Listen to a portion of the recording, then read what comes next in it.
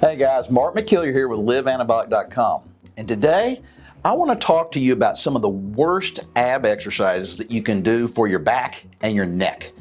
And I wanted you guys to hear straight from the horse's mouth. A good friend of mine, Dan Bachman, who happens to be a chiropractor and a rehab specialist. Dan's going to basically fill us in on all the different patients that come into him that have hurt their neck and their back doing ab exercises either the wrong way or the wrong exercises. So, Dan, let's hear it, man. So, the top of the list would probably just be a plain old sit-up. So, oh, wow. Sit-ups, folks have been doing those for years, right? The military does them and we're told to do them all the time. But the truth is, if your body's not quite able to do that sit-up safely, it's a common thing that'll give you either back problems or neck problems or both. And most of the time, it's not because the exercise itself is inherently dangerous. It's because either your body isn't flexible enough to do it, or you're starting off with too big of a chunk of that thing. Like maybe you didn't do any, and then you jumped into doing 100 a day. So that would be an example of that exercise.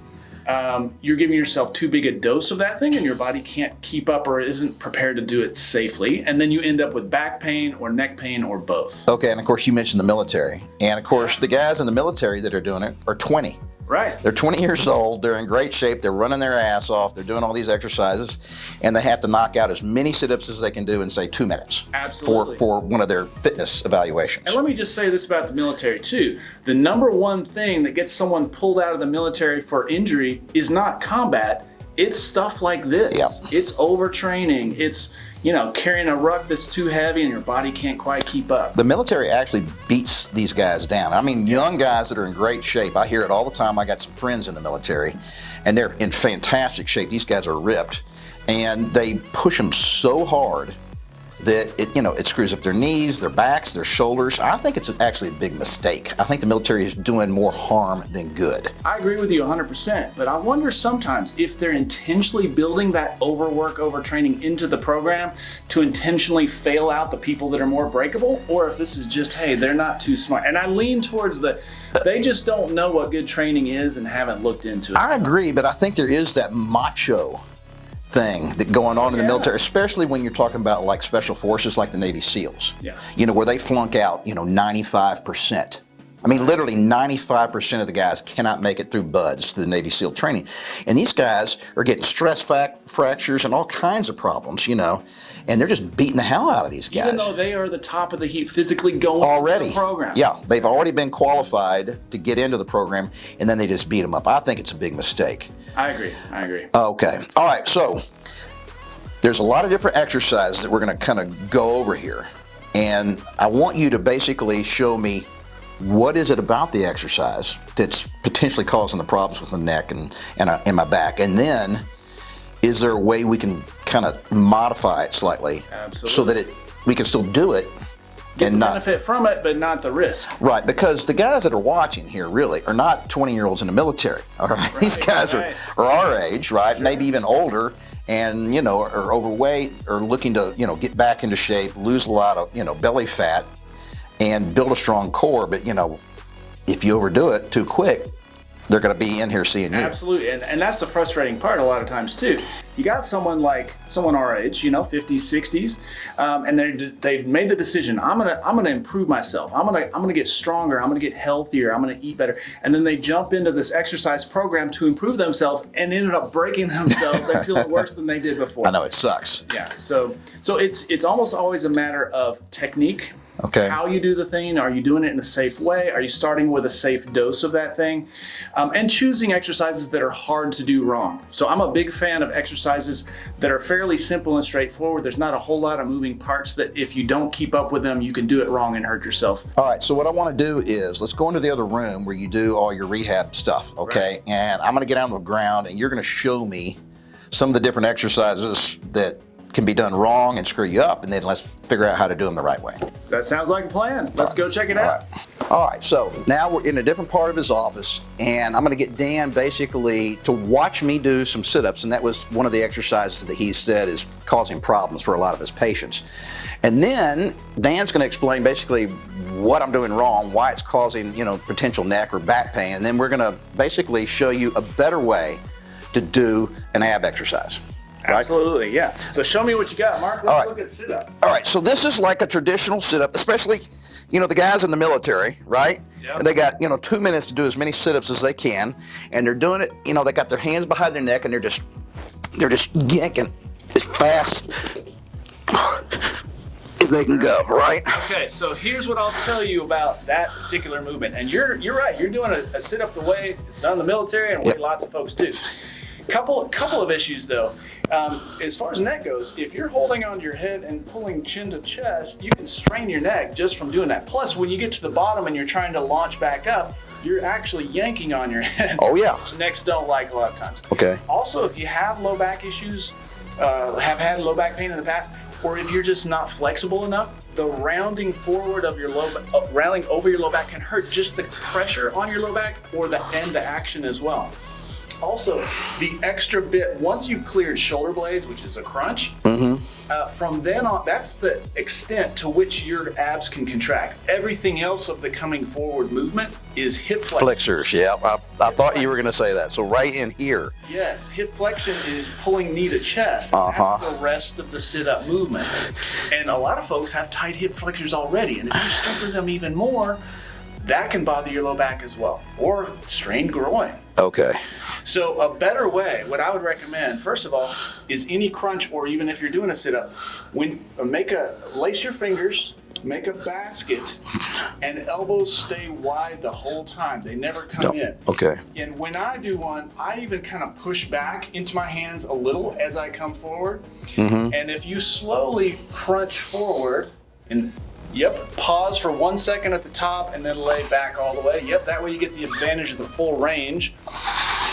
Slow and under control is always safer. It's hard to hurt yourself in slow motion. You're getting the full extent of the rectus abdominis contraction without the low back problem and without yanking on your neck. All right, so let me tell you guys what I'm feeling here, okay? First of all, because I'm not coming all the way up, I don't need a partner to hold my feet down. If I was doing sit-ups by myself, I'd have to hook my feet under a couch or a table or something heavy, under some dumbbells, all right, to keep. But because I'm only coming up just a few inches, really, I don't need any weight down here, okay? So I do recommend we need to keep our knees bent, okay? That'll help relieve some stress off our lower back. Agreed. Okay? Yeah. And then secondly, guys, when I'm down here, okay, instead of looking this way when I come up, see how it makes my neck crunch? When I come up, I want to keep staring straight up at the ceiling. Okay, that's a biggie.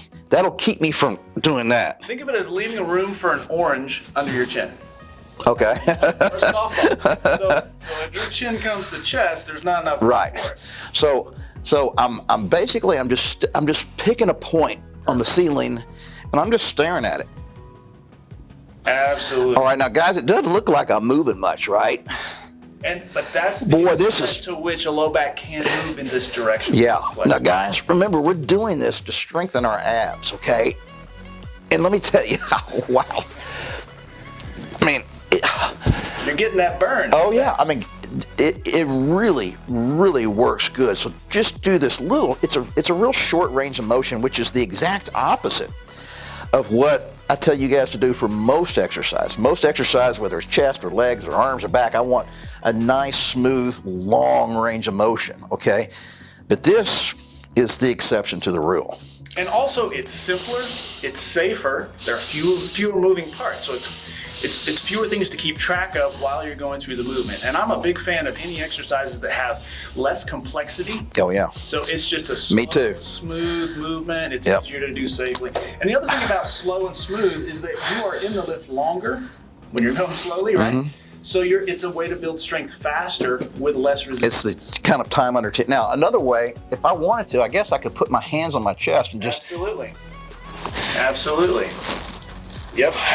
And of course, you're using the support of your hands behind your head, and as long as it's more work for the front of your neck, it's not automatically bad, and you're certainly not going to be yanking on your neck when you do it this way. But once again, I'm looking at the ceiling, okay? I'm not looking forward when I come up, because that causes my chin to tuck. One last thing I'll say. I'm a huge fan of coming to a complete stop for 1 second at the top of the lift, because what that does, number one, you're in the lift longer. It is the most difficult part of the lift, and a lot of us tend to bounce off that spot and not get the full benefit from it.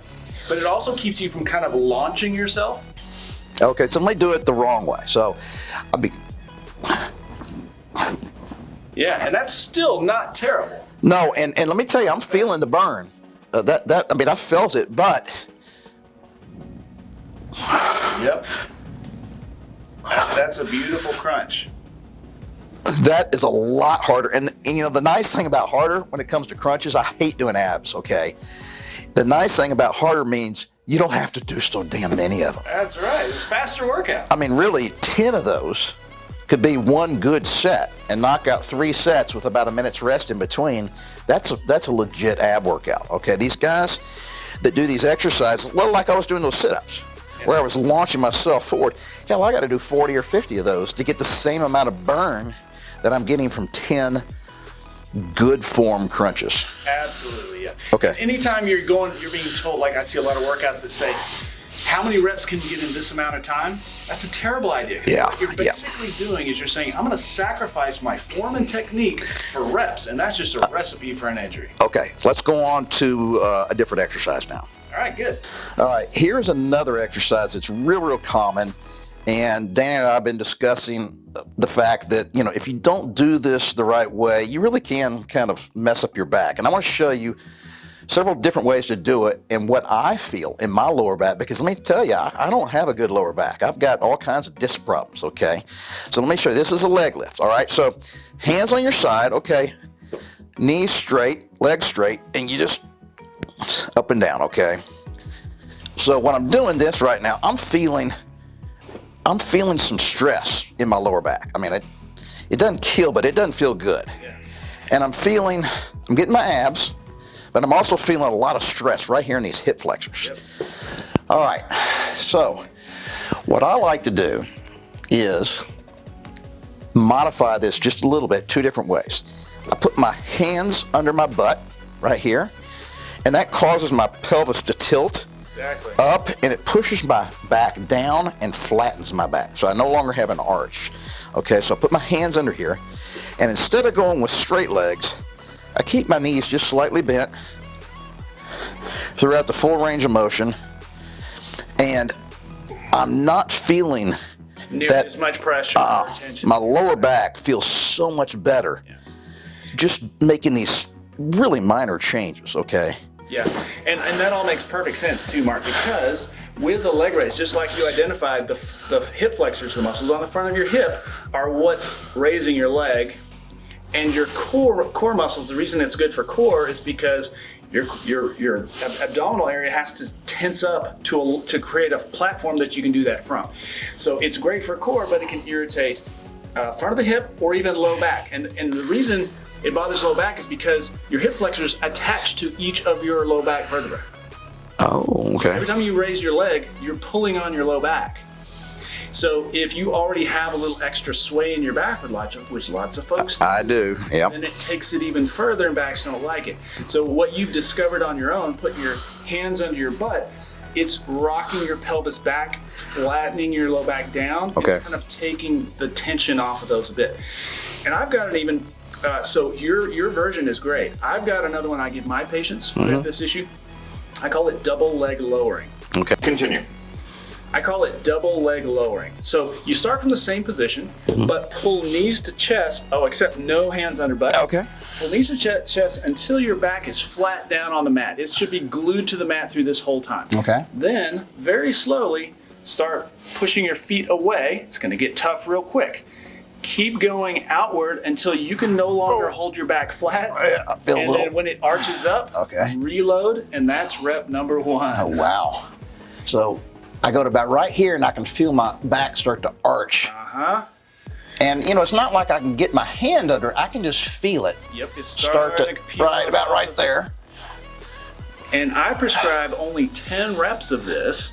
Now, this is a ton of work. You may find I can only do 4 reps and I have to stop and catch my breath and return and resume. That's fine. But each time you do this, if you're fighting to keep your low back flat the whole time, you will find that you can push your legs further and further out And once you can lock knees, then you start lowering heels to floor, with your target being, I can straighten my legs all the way, lower my heels to the floor, and return, all without losing flat back. Yeah, so I can get to a certain point, and I can feel it's about the same place every time, where I can feel my back from going flat, and it starts to slowly arch just a little bit, about a half an inch or so, and then that's where I stop. Absolutely, that's perfect. And you're fighting to get as far as you can, though. Yep. And you'll notice pretty quickly you can lock knees at some point, and then you start lowering heels to floor as sessions go by. Okay, so that may take a few weeks or longer to get there. You can do these up to daily, although the amount of workout soreness you have afterwards would determine how. Basically, have all your ab soreness gone before the next session. Okay, cool. Would be my rule.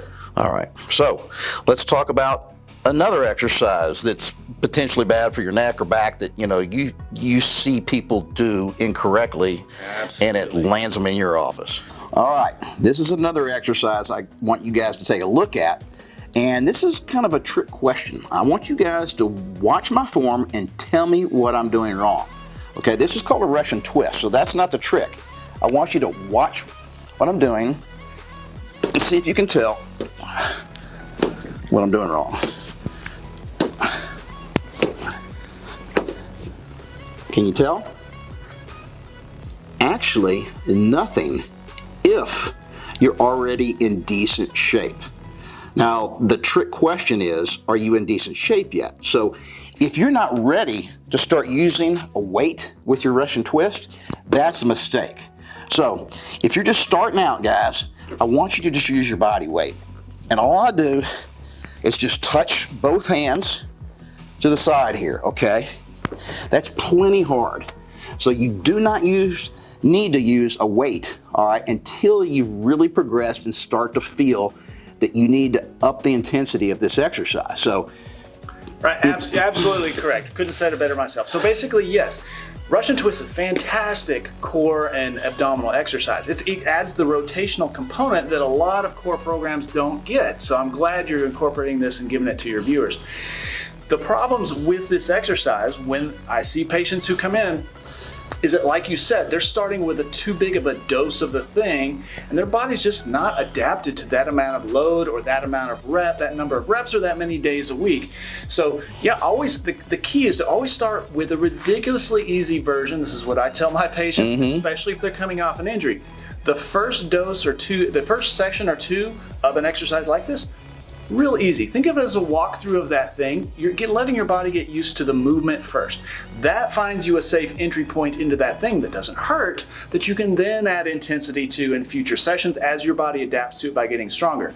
And that could be, adding intensity could be, today I did 2 sets of 10 with unweighted. And then the next time I did it, I did 2 sets of 20. And then maybe I added a 4-pound weight, which is a little extra resistance, and then I'm still doing like 2 sets of 20. Then once that feels easy, then I add an 8-pounder and so on. So your ramp up angle into the thing is key, because if you exceed the amount of work that your body can do, that's my definition of an injury. It's just asking a body part to do something it's not equipped to do, and it fails. All right, so guys, the point is that there's tons of different ab exercises that you can do that are actually good for you, but you can screw them up by doing what Dan said, all right? So your form may be good, but you're just doing too many reps. You're doing too many sets. You've added weight when you shouldn't have. You should just be doing body weight, okay?